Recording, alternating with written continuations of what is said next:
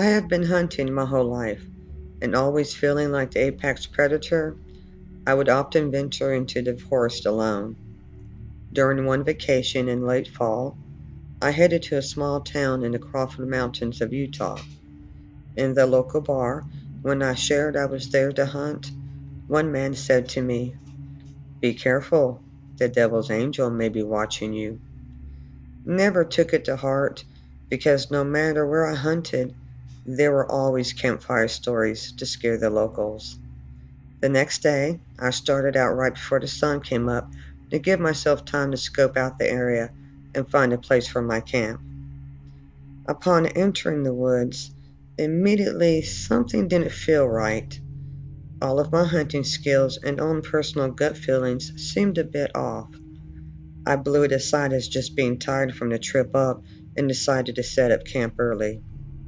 After building a fire and eating, I crawled into my sleeping bag to get some rest. Late into the evening, I was awoken by leaves crackling and what sounded like footsteps. Listening for a minute, it came to me that something on two legs was walking around just outside my campsite. Thinking it could be a person, I called out hello. The footsteps stopped. Turning on the flashlight, I swept the area with the beam, but saw nothing.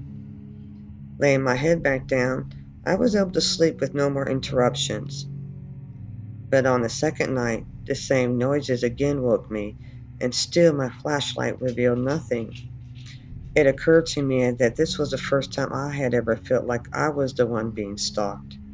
I stayed up the whole night frustrated that I could not see what was out there. In the morning, I investigate and find footprints circling my camp, but with the ground bone dry and the many leaves, there was not much of an impression. Really only showing what looked like a heel print, about two sizes larger than mine, and that's saying something because I have pretty big feet. Whoever made it had to be heavy. The stride was around 3 feet, about the size of the average human.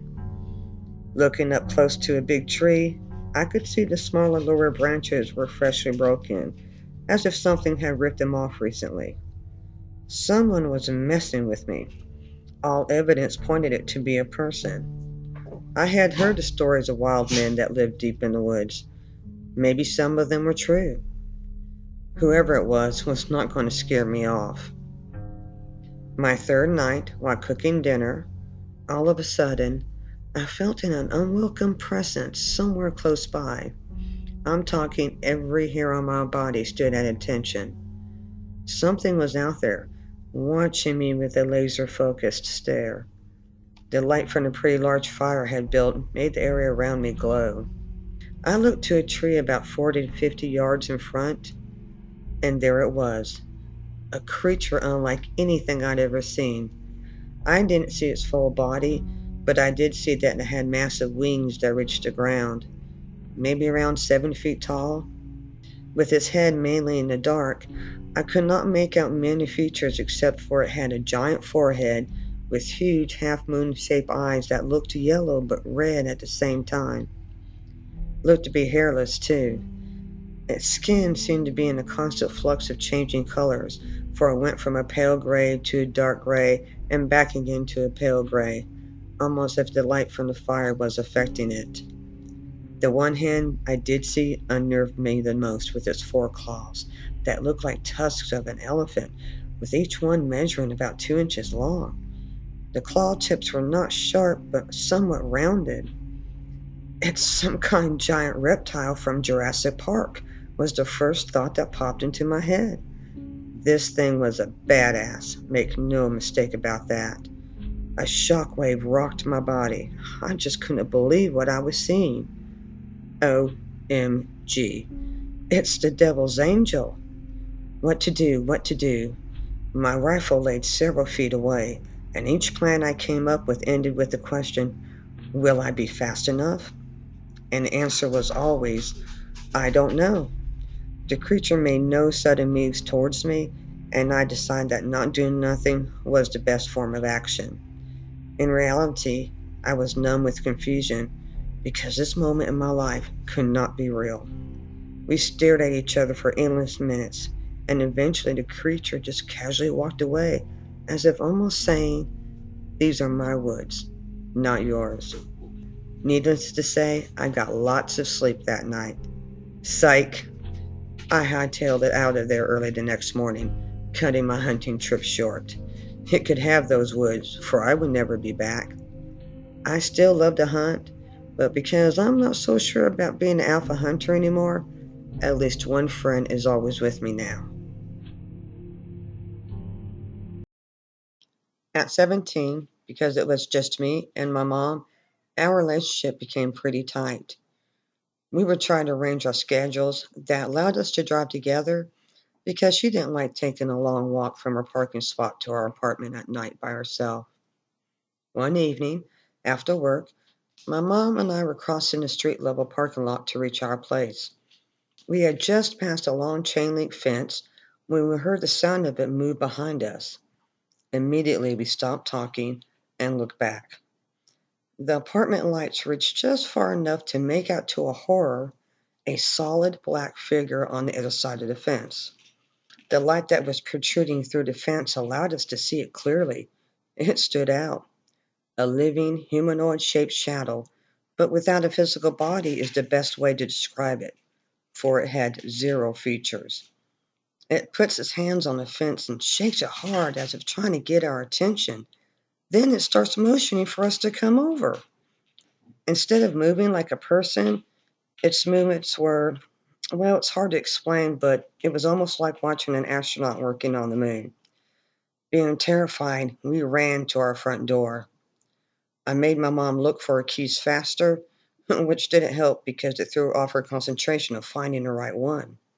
You can't imagine the torture I went through just standing there and waiting until she can open the damn door already.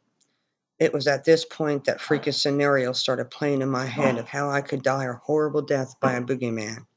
So, okay, I may watch way too many horror movies. Not being able to stand it any longer, I grabbed the keys out of her hand and take over. We eventually made it into our apartment, no thanks to my mom. Sighing in relief, I thought we were safe. And then came a knock on the door. 3 slow taps.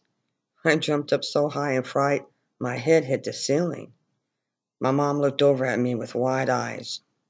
A knocking again. 3 taps. My heart was in my throat, making it almost impossible to croak out. "Who's there?" No answer. I asked again in a louder voice. Silence. My mom actually starts pushing me towards the front door, demanding in a low whisper that I do something. "Like what?" Slapping her hands away, I slowly crept up to the door to look through the peephole. At first, the hallway was empty. Then bam! Total blackness. I could see nothing. Dread pulled deep down inside my guts because I knew the shadow boogeyman was looking back at me. It had followed us home. My hands were flat on the metal door when I noticed it getting cold. Real cold. The flash freeze came on so fast, and with my hands sweating a little, they were kind of stuck to the door. Had to give it a little pull to get them free. 3 knocks followed. Being in complete disbelief this was happening to us, no plan of action could rationally form in my head. Mom wanted me to call 911, and I asked her, and say what? We are being harassed by a shadow? After a few more knocks, she finally convinced me to call and report it as a burglar trying to break in. I went with it because I just wanted the boogeyman to go away. The police came and looked around. Not finding anyone, they left, but it made us feel better they had checked out the area and had seen nothing unusual. Every time I cross that parking lot now, the keys are in my hand, house key ready, just in case I need to get inside fast. Luckily, neither my mom nor I have seen it again, and we don't want to. My mom used to see ghosts when she was little, and what haunts her about this experience is that she is convinced the shadow was definitely not a spirit, but some kind of living, physical being. All I know is that it conjured up a primal fear brought in on part because we didn't know what it was or what it wanted. It was the most scared I've been in my life. A bad memory that still creeps into my nightmares to this day.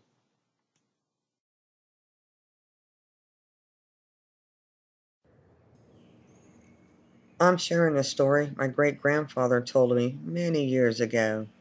It was the one that really stuck with me. Back then, the town that my great grandparents resided in on the reservation still spent the summers living in teepees, following the migration of animals in order to hunt. Whole families would go together. One day, the hunting party noticed unusual tracks around their camp.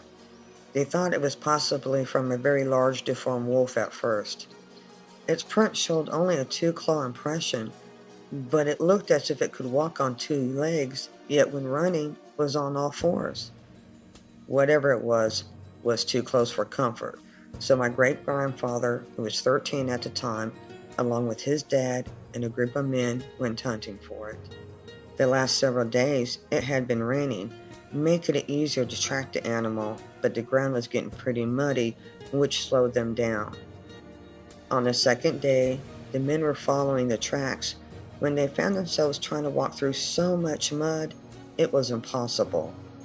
A decision was made to turn around and head back to camp until the rain let up. It was my great great grandfather who noticed it first.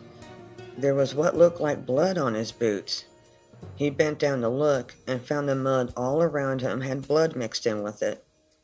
Calling everyone's attention to it, they checked it out. It was discovered that a rough circle, 8 to 12 inches deep, had been dug out from the earth and fanned out about 40 feet in diameter. With the dirt inside the circle being loose, it became muddier than the hard dirt around it, a mud bath. Digging through the mud, it was discovered to be some kind of shallow grave, for it held 6 large animal bodies, a couple of elk, mountain cats, and 2 of them were large adult black bears. There's not much out there that can take down a black bear, so to find 2 dead in the same spot was very unusual. Upon examination, it looked like most of the animals had their jaws broken, like they had been pried open with such force it snapped the jawbones apart. And they had been feasted upon, mostly their guts, the tongue, and get this, the brains were missing too, yet the limbs had not been touched. Some of the animals were fresh, while others were a few days older. It became very clear the men had stumbled onto something's feeding ground. That's when they found the horse in the mud, its throat sliced open several times, the blood still fresh. It was one of their horses that had been left tied up at the bottom of the mountain 4 hours ago. There was extreme tension in the air, a sense of fear. They got away from the area as fast as the mud would allow them, and once back at camp, convinced the rest to pull up and move to another location. In the end, my great grandfather's dad and the men who were witnesses convinced the elders that the area was no longer safe. Something evil had moved in and claimed the land as its hunting grounds now. The area became off limits. Over the years, there were those who believed it to see if the legend was true, but Grandpa said he never knew if they found something, only that a few had gone looking. You can see now why this story stuck with me.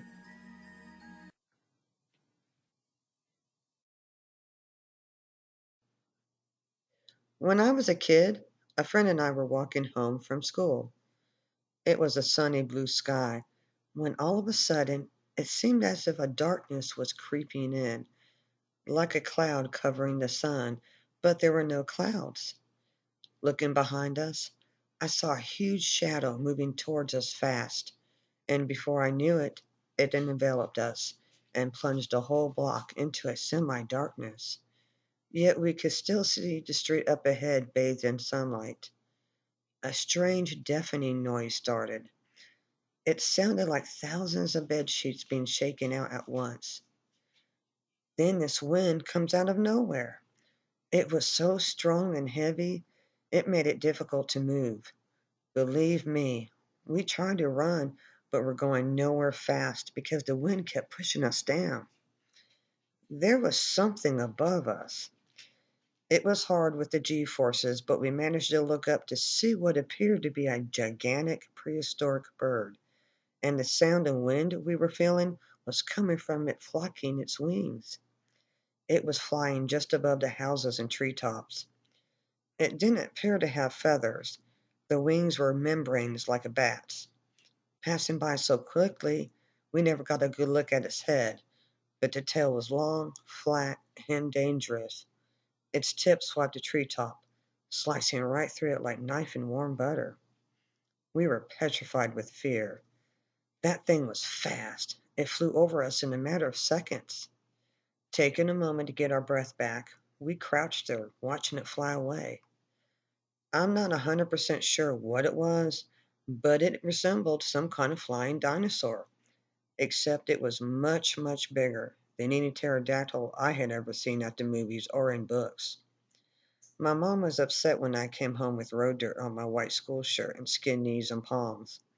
Being scared had me going 200 miles an hour as I tried to brush aside her complaints and get her to listen to me. Of course, she didn't believe me or my friend, but we got lucky. There were witnesses to back up our story. Others had seen it too. It became the talk of the block for the longest time. And there was one other weird part to this story. The military showed up the next morning. Two men in Air Force uniforms interviewed me on what I had witnessed. They kept asking nonsense questions like, did you see any strangely dressed people? Did you see any other flying objects? And what did the sky look like? And then they tried to convince me that I saw no giant bird, but a low flying plane. They expected me to buy that, a plane that flaps its wings. I was feeling a little intimidated and went along with it just to get them to leave me alone. Finally satisfied with my answers, they left. Later, we learned just about everyone in the neighborhood had been interviewed. The rumor was the military knew what it was and was making sure no one else did. The question on everyone's mind was how a dinosaur bird that was larger than a Boeing 747 be alive and flying around the suburbs with no one ever reporting it. There was a short local radio news story about it later that night, but it made it sound like people were crazy for calling in a UFO sighting.